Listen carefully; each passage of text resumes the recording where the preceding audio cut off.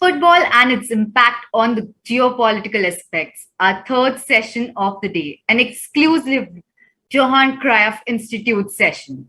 The session will be moderated by Diogo Gia, the Director of Sports Public Policy at the International Center for Sports Security, an independent and non-profit organization that helps play an integral role in addressing the most prominent challenges facing the world of sport.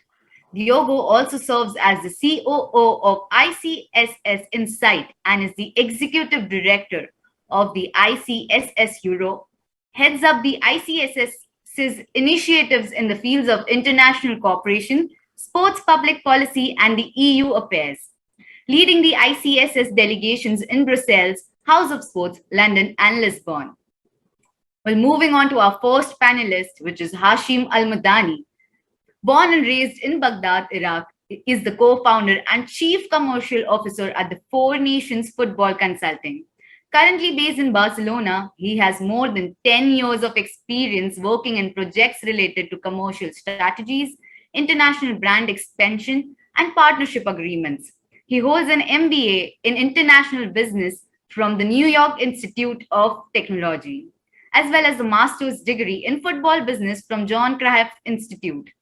He also holds a certification in sport marketing and sponsorship from Barca Innovation Hub. Our second panelist, Sergi Vita, is a versatile consultant with over 20 years career in sports industry, holding senior positions in marketing and media agencies, football properties, financial entities, events LOCs, vast expertise in event management, strategy, sponsorship, operations, and media. He is currently the managing director at Sportpipe Ibertia, an agency focused primarily on internationalization projects for right holders, main asset, and partnership brokerage and esports business. He was previously general manager of La Liga Santander Granada CF, CEO the LFP World Challenge, and football and sports event director at Media Pro during 10 years. Financial advisor and senior consultant of KPMG in Spain and Manchester offices. Over to you, Diego. Many thanks to all. Congratulations, first of all, to the family of Cruyff Institutes, but to organize this very important conclave, the Soccer Conclave 3.0, joining the family of all those around the world that follow in some way the lessons of Nelson Mandela on the power of sports. In particular, we will address what are the biggest impacts on geopolitics through sports. I'm privileged to be working for more than 10 years at the International Center for Sport Security, which perspective is the safeguard of integrity by working together, by enhancing cooperation amongst the stakeholders with a particular focus on grassroots. And this is what football around the world is about, is having kids playing in every city, every place on earth, and at the same time creating dreams and ambition to perform in careers in high performance competitions. Without further ado, and thanking you very much, Shrubi, by the introduction, I'm going to address to my friend Sergi Vieta, speaking from Barcelona with a great wealth of knowledge and experience around football and sports. He bridges knowledge from the public sector and the private sector, and is a globetrotter. He has been all around the world. So, Sergi, let me address the first question to you. How do you think football historically has influenced major geopolitical decisions? What impact have you felt that football has in geopolitical decisions? Well, Diogo, thanks very much. A bit flattered about your intro as well as previous intro about myself. Hi, everyone watching and seeing us from elsewhere in the world. Just going to your third question. I believe the most important is that we just mention about the emotional angle of football, no? Which, as you know, as we discussed earlier, I mean, everyone who supports football, they know they change everything, or they may change everything in their life. They change family, they changed location, they change work, but they don't change the football team they support from young. No, so that's something we have to bear in mind when we talk about this topic about football. I would like to remind our young audience, I believe, that what Bill Shankly, a former legend of Liverpool United and manager for Liverpool for several years, said in one press conference. No, he just quoted, "Some people believe football is a matter of life and death, and I'm very disappointed with that attitude. I can assure you that it is much more important than that." So you see how, from historical point of view, football has been considered not just a sport, but something that goes much beyond. Going back to your question, I think it's very important if we looked at the World Cups organized in the previous years, no, or since the beginning of the World Cup story. That's always been used in the past to recognize political social elements from the different hosting cities. We go back to Uruguay in 1930. The reason why Uruguay was given the World Cup is because there was the celebration of the centenary of the independence, as well as we all remember World Cup in Italy and Argentina, 1934 and 1978, which they're basically a promotion of the image of the authoritarian regime at that time. Thank you, Sergey. It's quite puzzling when we see that the organization of major sporting events are treated as a branding, marketing of the country, and there are struggles about it. Ashim, please share your equally long experience around these subjects, and I'm sure you will bring some light to what crosses the minds of decision makers and politicians around the world when they struggle to get a major sporting event. First of all, thank you very much for the invitation and for the fellow colleagues in the panel. I'm really flattered because of the presentation and the introduction. Well, basically, when we think about football as with its rich influence and rich heritage through the history, we can't put the effect on the geopolitical side without mentioning the full circle. And the full circle, when it comes to the community or to the country itself, it goes through the geopolitical, but it's also touch significant influence on the economic, on the social, and on the cultural background. Whenever we saw any country wanted to host a major event or created a great branding of their local league, we saw that it works side by side to full this circle. We have fans from all over the world that got engaged to the culture of the country because of their football league or their football club.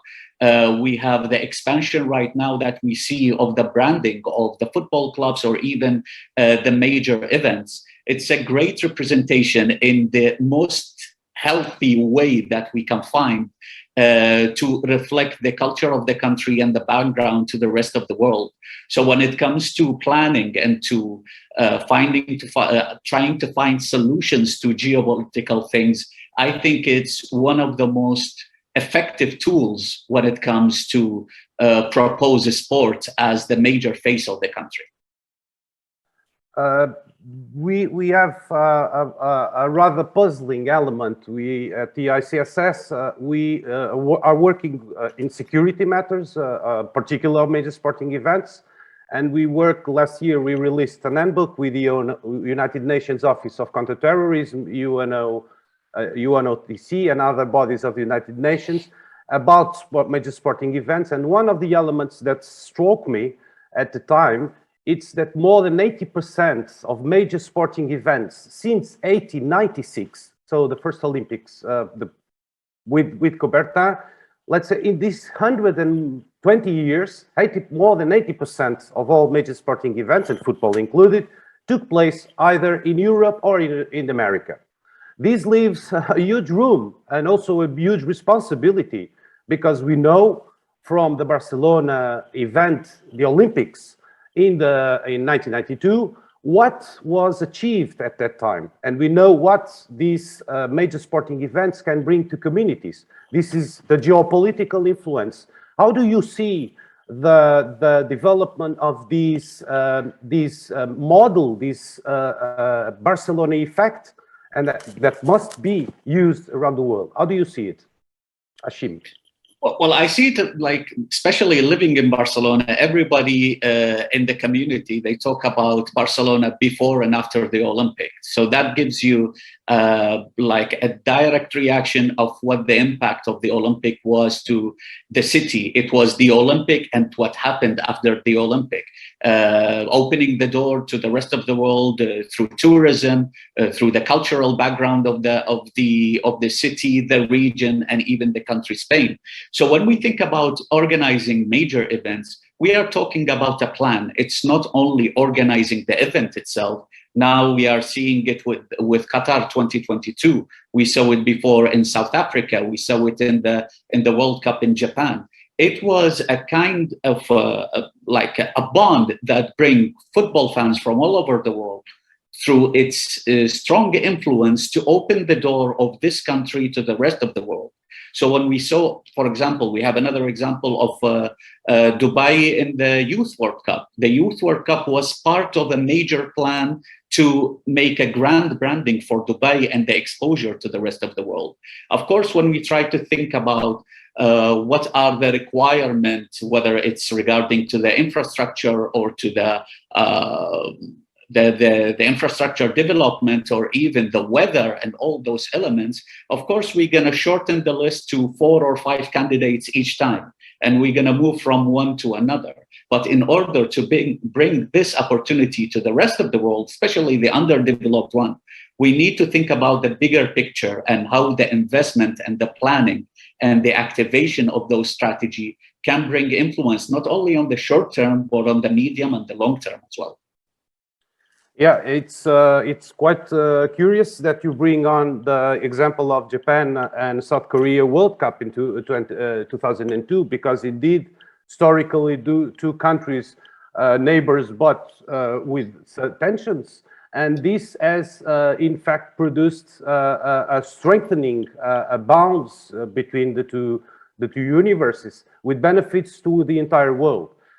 This is something that is described as the soft power. The same is now seen in Qatar. For the first time, a country in the Middle East is able, with all the turmoils around. The question is that for the first time, we will have there, for the first time, we had a World Cup in South Africa. And we do think that this soft power that is encapsulated when organizing a major sport event should also be seen as a responsibility of decision makers, of politicians, of presidents and ministers when they take the decision to make it, but leaving a legacy. So what was indeed a very strong example for the world of sports in Barcelona was that the first words that was written in the bid was legacy. So the importance of the event, it's not only the 15 days of entertainment or the 3 weeks, but it's in fact creating infrastructures, creating cooperation. We see the example in the Olympics in Greece, where the police was able to have a new communication system just for the Olympics, and that it stood as a legacy. This is quite striking, and nothing better than going to Barcelona in 1992 with a young guy, a very young guy that was there working and saw it in real time. You were a volunteer, Sergi Vieta, in Barcelona. Talk about how people embraced the project of changing Barcelona through sports, through this spirit of solidarity? Because we are not speaking also about the values that cross sports all over the world. Even if music can have a sense in Chile or in Portugal or in India, the ball is round and equal to all. How did you felt? How was the spirit of creating this? Because we know that Barcelona had a part of the city was really in bad shape, and suddenly it was magic, and it became. How did you felt that? Share your experience with all the rest, so allow us all to dream that it's possible to do around the world. Yeah, I was so lucky to be in Barcelona at that moment. I was born and raised in Barcelona, and at that time I was 18-year-old, so that was very much the right age to become a volunteer. But that was only be possible thanks to, for the first time in a global sports competition, there was a serious volunteering program. Which was created and held, and after that was replicated to all the different and ongoing global sport events. So that was a massive legacy, a legacy activity, which not only affect the city itself in terms of embracing the competition, in terms of allowing all the different citizens in Barcelona and in Catalonia to feel the ownership about the Olympic Games, which, as you mentioned, always there has been a kind of differences between Catalonia and the rest of Spain. I remember at that time never seen as many Spanish flags and people collaborative supporting and embracing the Spanish athletes than ever since. And that was something only thanks to how the Barcelona Games were originated in the beginning, but also how the different organizational bodies embraced and involved all the citizens, but also private and public companies.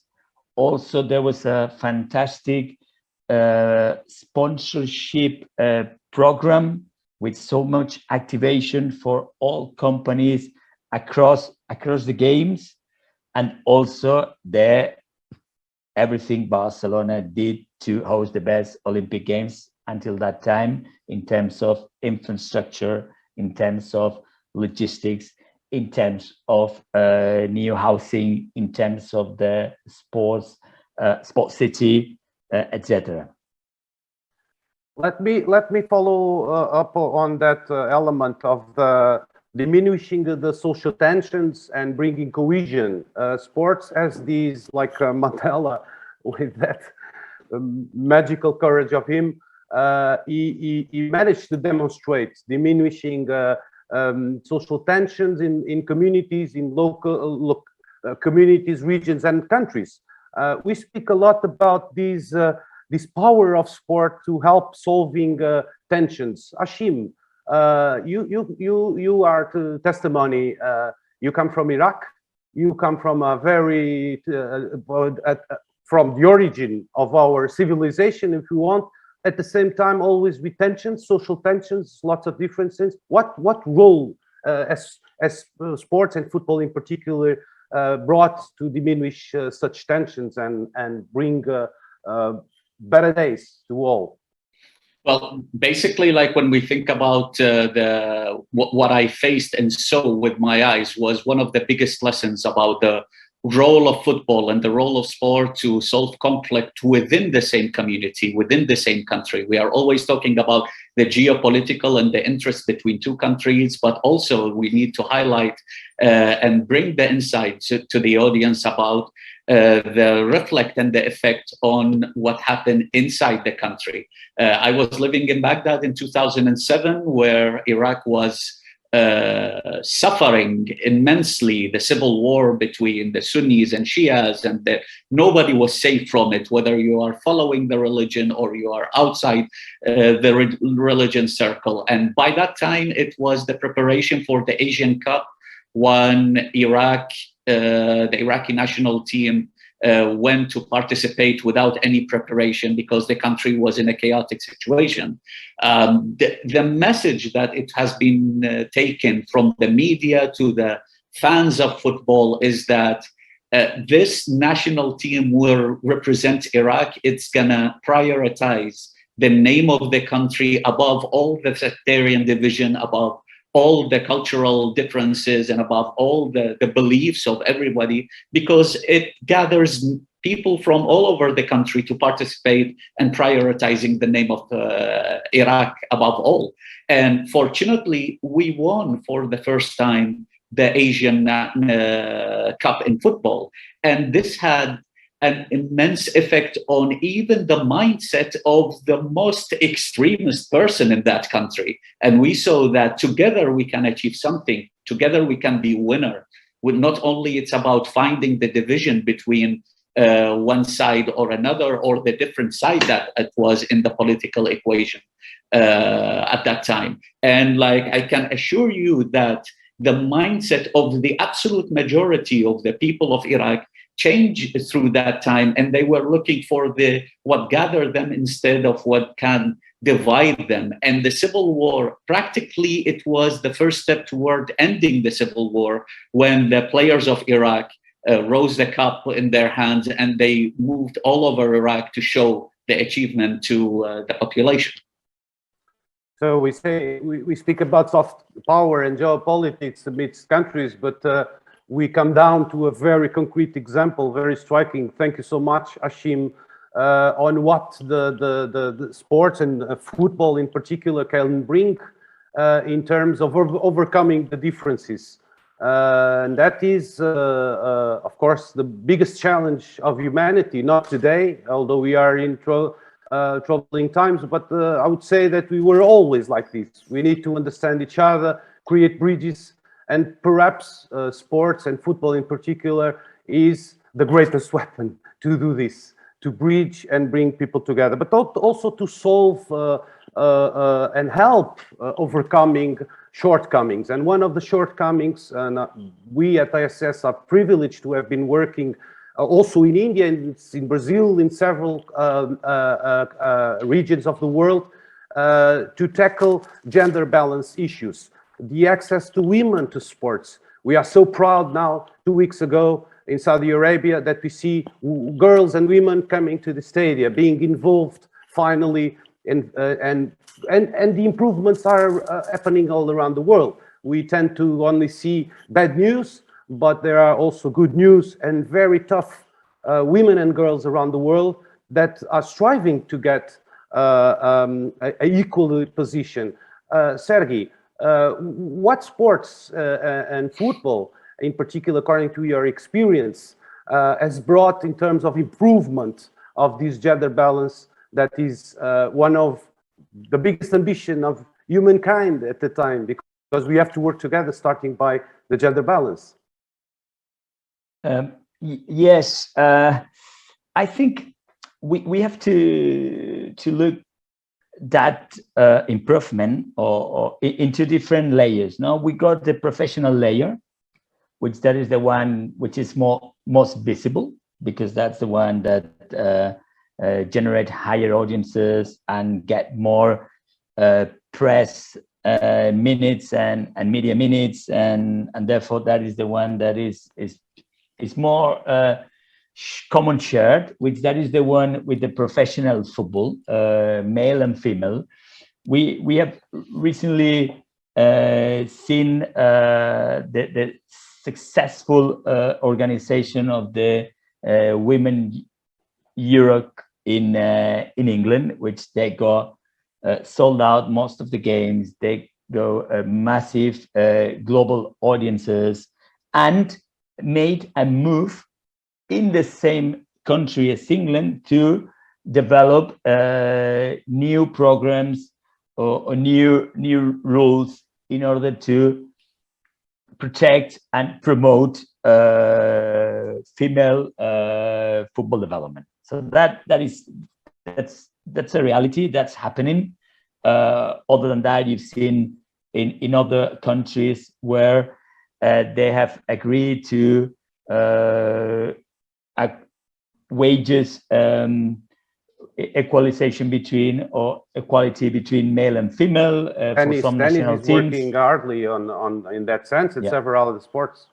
Yeah, so that's something is going. Tennis also is happening. So there is a big movement, which I believe everyone is very conscious about it in terms of how we can pay or compensate female sport as much as we do with male sports. So I think that's a interesting step. Also, there are additional steps which they are maybe not that public, but they are in terms of restructuring, organizing the competitions, like investing more from the public state on developing women football. So that's even a case in Spain right now, but also many other countries in Europe as well.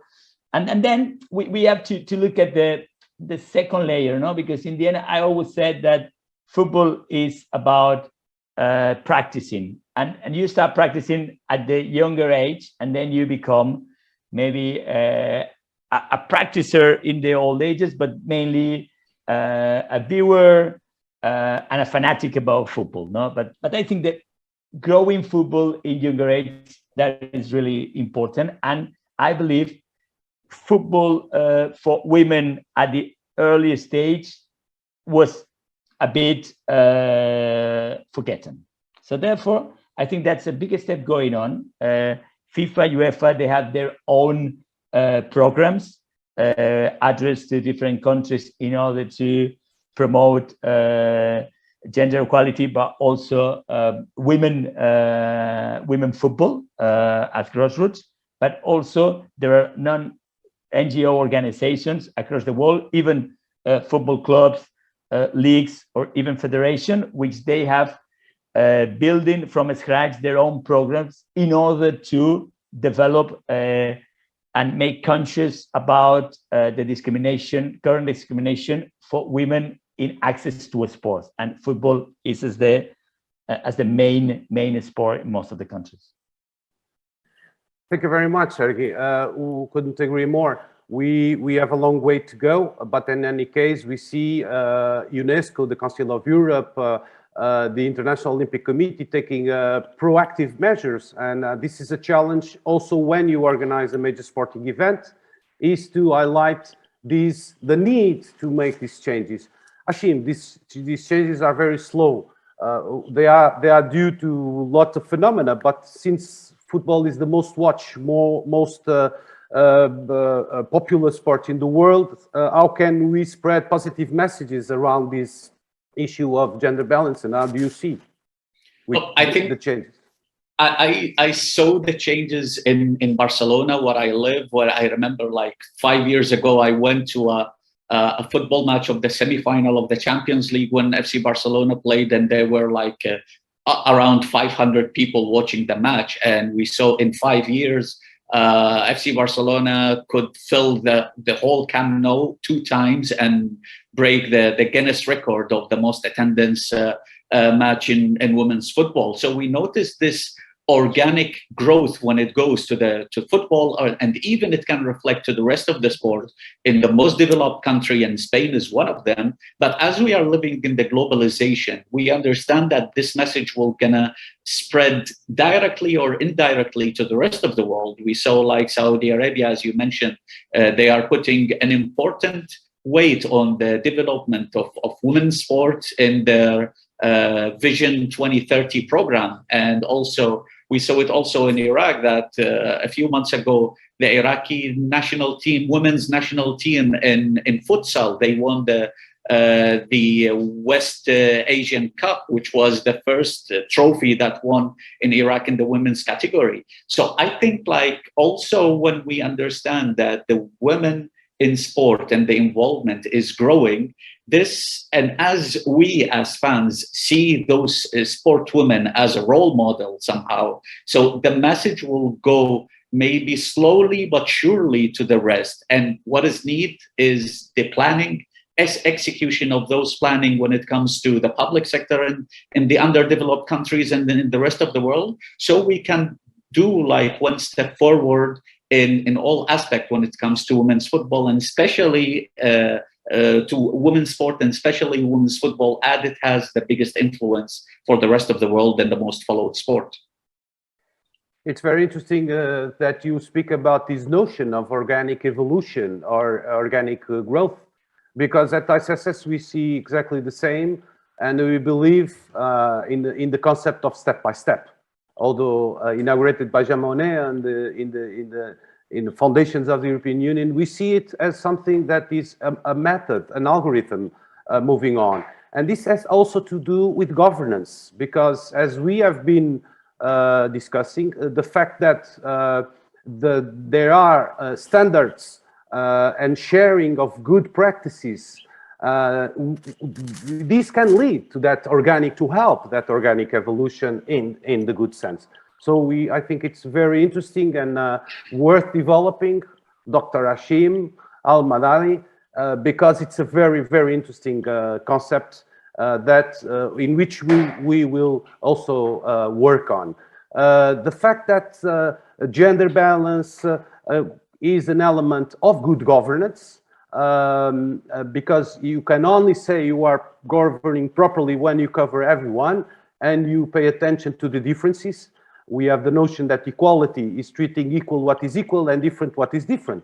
And this is what is the main goal when we speak about sports, a fair and level of play field, and particularly what sports and football has brought to these positive developments along the year has a bit to do with the improvement of governance structures.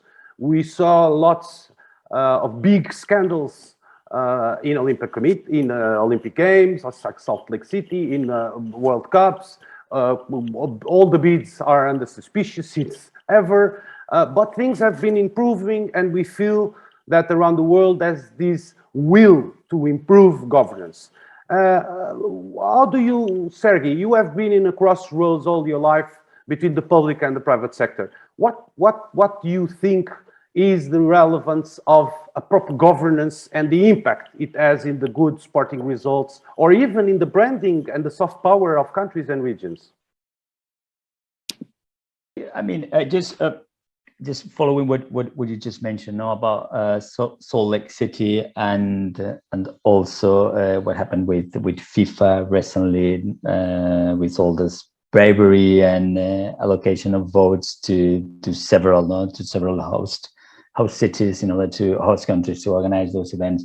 I mean, I believe the international governing bodies, which is IOC and FIFA, I mean, they're learning from what happened in the past. They have new agendas, which all agendas, they include the word governance, and those agendas, I believe they've been much more tighter on governors, on decision makers, in order to comply with the governments. No, but I believe that it's important for our audience to understand what means governance, no, because we always talk about governance, but then exactly what governance means. So I believe that governance is no other than the right government or management of the resources, no, within an organization.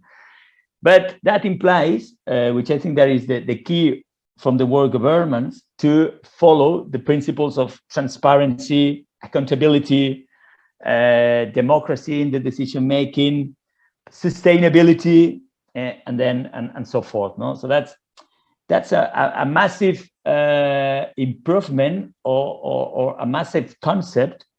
Most organizations, both private, public, even countries, or even a sports organization, are integrating within their internal structures and decision-making processes.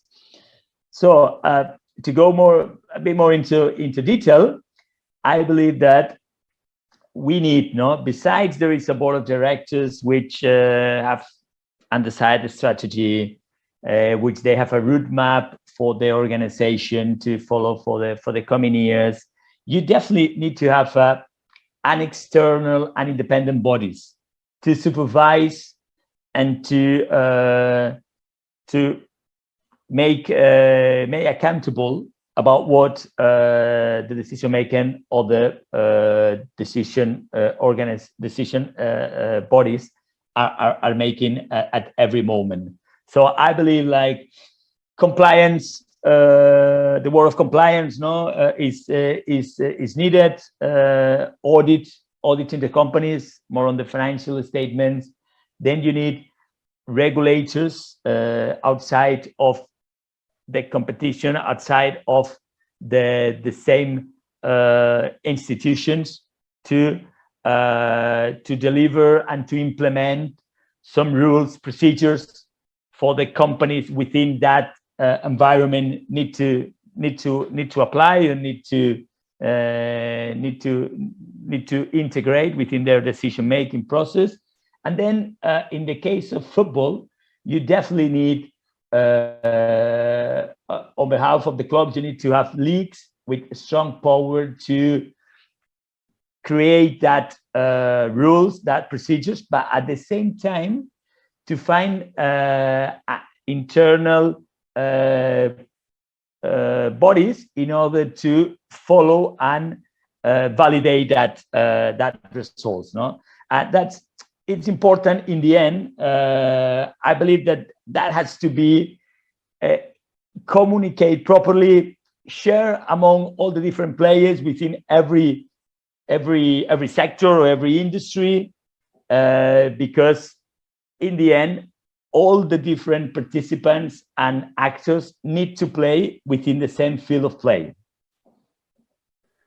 That is a core element of sports that we have been discussing. And when talking about governance, we remind that those developments that you just underlined are all positive, although we feel they have been slow. And for years, it has been considered by the governing bodies and governments that sports in its economic dimension has to be treated like an economic activity, like any other. We believe in this very strongly in the specificity of sports.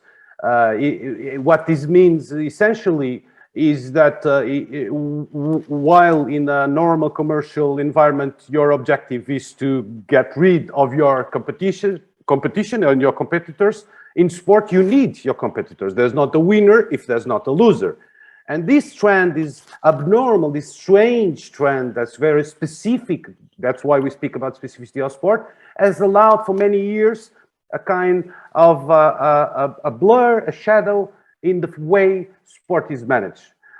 Citizens have now realized that the power of sports, not only the soft power, but all that Ashim has very well underlined. So the positive effects, the benefits to community demand that proper governance rules be enacted all over the world by sports organizations. But bearing in mind that specificity, we cannot treat a club, a federation, association, or NGO working in the field of sport like a normal economic activity. But we have to demand for those people working in these areas to comply, as you very well underlined, Sergi, to comply with the rules that are bounding everyone.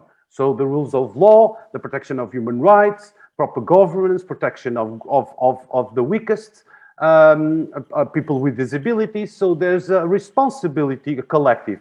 And we have been looking at this evolution and have been actively contributing with for instance, with the Sports Integrity Global Alliance, the SIGA global platform pushing for standards in several pillars of integrity of sports. But we feel that in some ways, sometimes some people think we have reached the top of the mountain. And so the rules are set and let's live with them. And this is a bit strange because sports is about evolution. Hashim, how can we pass the message that the organic evolution that you are talking about depends also of enacting proper standards and rules, but making them open? Or what should we do? I think like the main point is being so transparent of what you have, so you know exactly how to improve every single element regarding regulation, regarding the rules, or regarding even the way that you are managing a public entity like federation or private entities like football clubs, for example. We in Four Nation Football Consulting, we are helping a lot of clubs in order to build the grassroots and the model of governance and the model of management of a football club, knowing, as you mentioned, that it needs to have an economic benefit, but it also needs to be applied by rules. And here is the point of the innovation and the new ideas, especially we are living in the globalization that we can get whatever information from all over the world, and we can trim cut it and apply it to the local market and the local football scene. Also, there is an important element that can simplify the path toward planning and the execution of the planning, which is the know-how exchange. We know that each football clubs and each football organization or sport organization, it has its own core and entity. But maybe we can get the ideas from outside the country, from different companies, as Sergi also said, that the external parts that can be involved in order to modify this model and put it to fit the needs of this sport organization. So innovation, know-how exchange, and taking advantage of the global experience in order to customize it to the need of the sport organization. And planning is everything. If we don't have a plan and we only want to activate one strategy without thinking about what is the next step, it's going to be one strategy and it's going to be a short term. Whenever we want to apply something that it can be sustainable, we need to think about the short, the medium, and the long-term effects. Well, I fully subscribe what you say. We used to say that we must be very ambitious in the goals and setting the goals, and very humble in the process. We should learn with each other and should look to our own ground and see what standards are applicable. Because sometimes you want to fit the dress, but the dress doesn't fit. And so the problem is not of the person, it's of the dress. So we have to set up very high standards because citizens demand that. The power of, and particularly the popularity of sport, it has been probably the single economic activity that associated to football, that the growth is constantly over 10%. Over the last 15 years. So it's really something that is, this is a result of its popularity, but also the engagement of citizens. And so, as you said, the innovation is the key word. Let me pick up that and ask you straight after. How is the football industry in different countries a business driver? For the geopolitical level also. So the proper governance has become also a branding and a field of struggle between nations to compete for major sporting events. Yeah, I mean, football gave us many lessons during the last 20 or 30 years. It's one of the most effective marketing tools, whether you want to apply it to the country or to the city itself. We saw that football gathers people from all over the world, fans that they love this beautiful game because it's played by the same rules everywhere.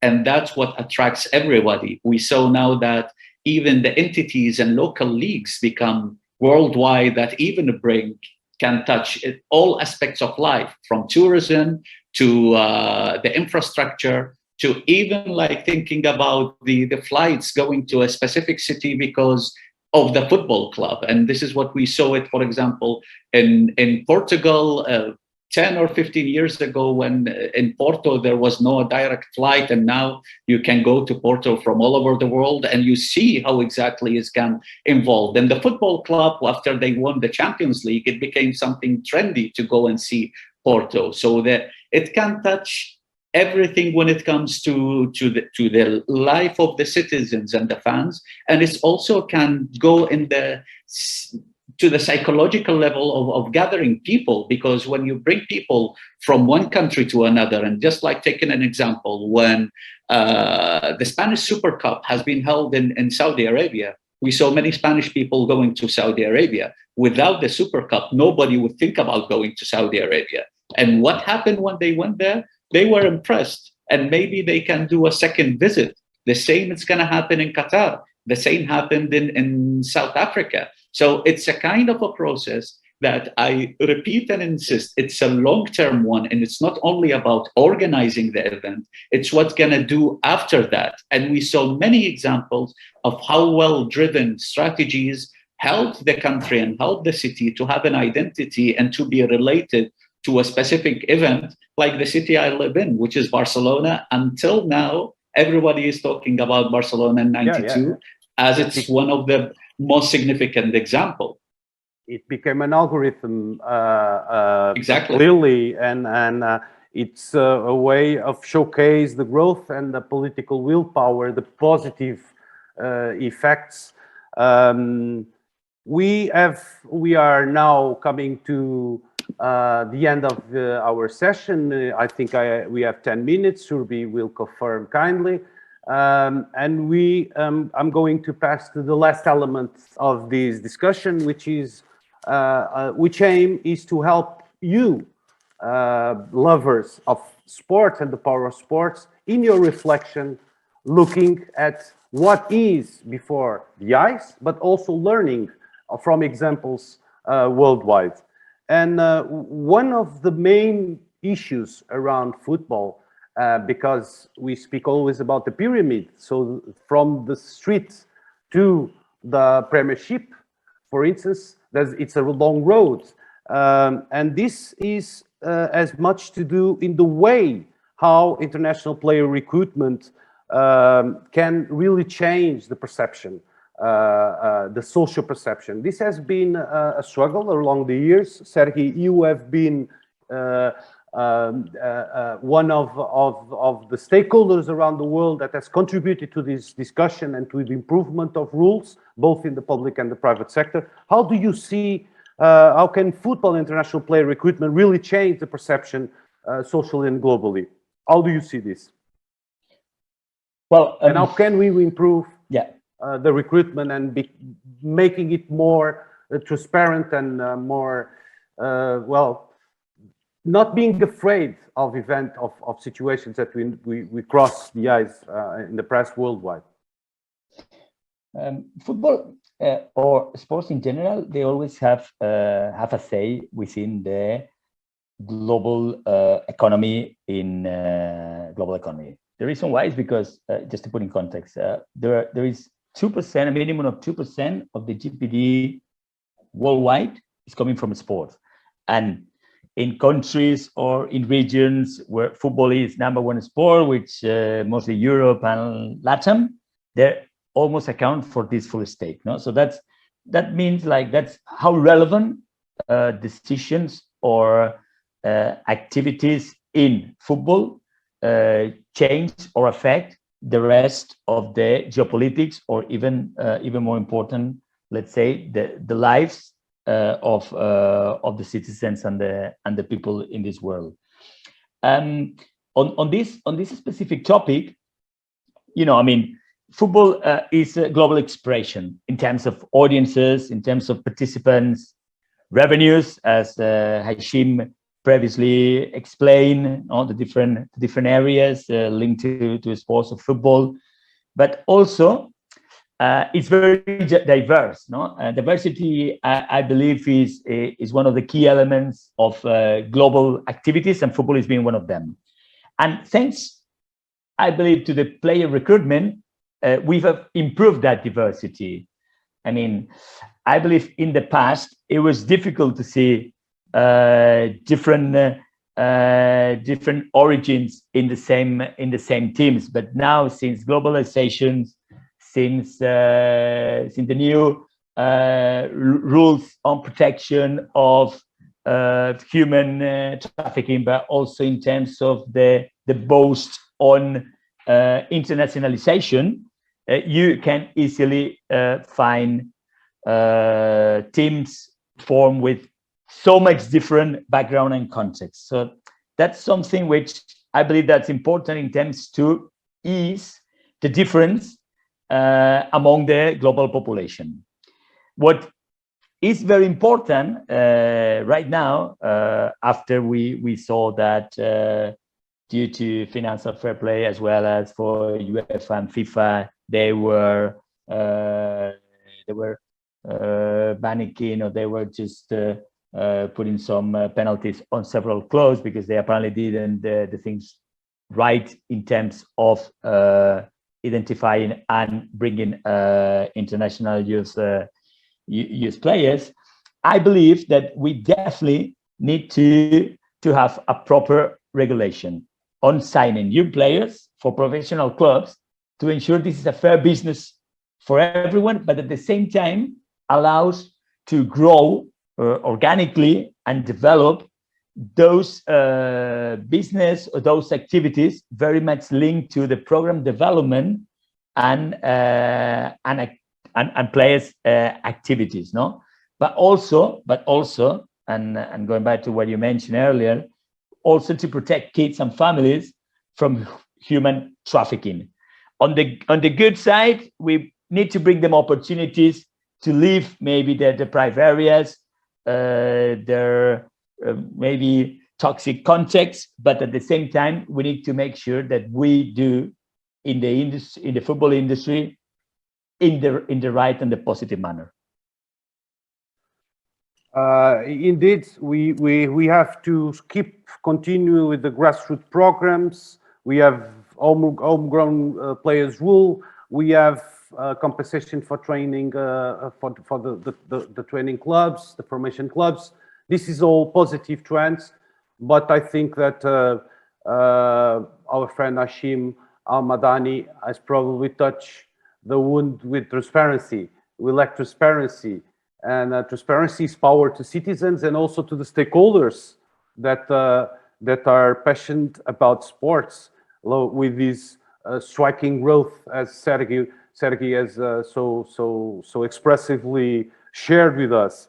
We are coming to the end of our session, but I need to ask as we have the privilege to have these senior policy makers on the field of sport, to challenge you to an exercise to complete in 2 minutes each, believing that Shurbi will not shoot me from Delhi to here. Thanking everyone, and also very proud of the work of the Johan Cruyff Institute. This is one piece, one brick in the wall, but it's a very, very relevant piece. And the work that the Johan Cruyff Institute has been doing, especially looking at the grassroots and the importance to develop soundly the world of football, is something that also passionate us at International Center for Sport Security, and we are privileged to work with you whenever the occasion comes to help bringing new bricks on the wall. So, dear Hashim Al-Madani, that has so much enriched our debate, as Sergio Vieta, you are faced now before a decision maker, a politician. You have 2 minutes to explain how he should look at a bid for organizing a major sporting event. He tells you that he wants his country to be visible, he wants prestige, he wants to market the country, to develop the tourism, the infrastructures. What would you say in 2 minutes to convince him of what is the process to arrive there? Trust me, it's less than 2 minutes. The creating a major sport events needs open mindset, needs innovative ideas, need knowledge exchange, and above all, it needs a long-term plan.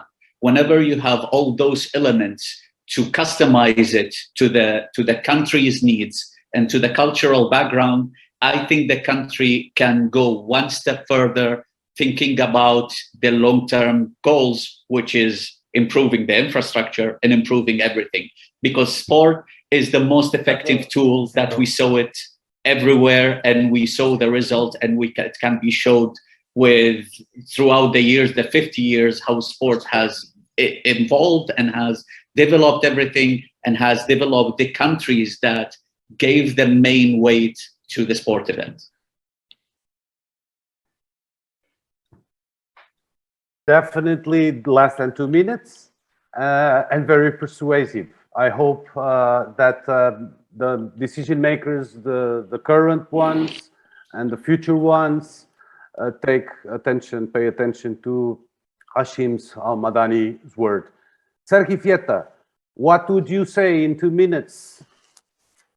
Well, I'm lucky because Hashim has already mentioned most of the things, so I would have less time for me, which I just add a couple of things, which I'm sure Hashim will say if we get two more minutes, but for the short time he had to select or prioritize.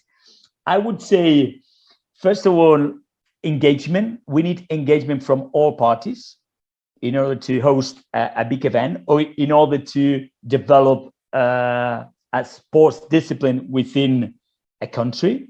You need engagement from citizen governments, private companies.